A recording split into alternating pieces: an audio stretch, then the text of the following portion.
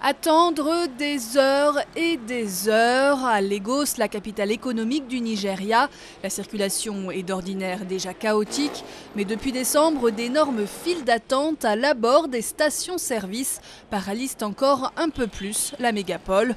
Et les automobilistes commencent à en avoir assez. Je fais la queue depuis 5 heures du matin. Il est midi et je suis toujours là. À cause de ces pénuries d'essence, on ne peut rien faire et aller nulle part. Une situation de pénurie paradoxale pour le 8e exportateur mondial de brut. Le Nigeria produit environ 2 millions de barils par jour, mais il n'a pas la capacité de raffiner lui-même ses produits pétroliers. Pas d'autre choix donc que d'importer l'essence consommée par les quelques 150 millions d'habitants. Un coût considérable pour le pays. Malheureusement, aucune de nos raffineries ne fonctionne aujourd'hui, pour une raison ou pour une autre. Soit c'est dû à des problèmes d'alimentation, soit à du vandalisme. C'est un vrai problème. Ce serait moins cher pour nous de raffiner le produit plutôt que de l'importer.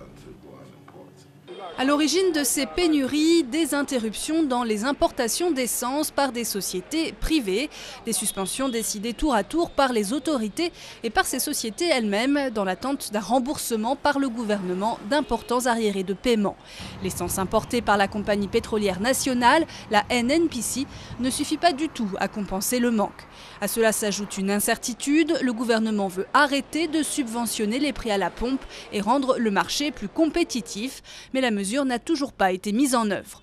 Pour la compagnie française Total, implantée au Nigeria, cette dérégulation serait bénéfique. On pense quand même que dans le long terme, ce serait une décision salutaire pour cette industrie, pour l'approvisionnement en général en produits pétroliers du pays et puis pour les investissements. Une mesure qui pourrait peut-être permettre de limiter les risques de pénurie, mais qui serait très lourde pour les Nigérians. Elle entraînerait en effet une hausse des prix de l'essence. Pour l'heure, les automobilistes vont devoir continuer à faire preuve de patience. Les autorités ont prévenu que la pénurie pourrait durer encore un certain temps.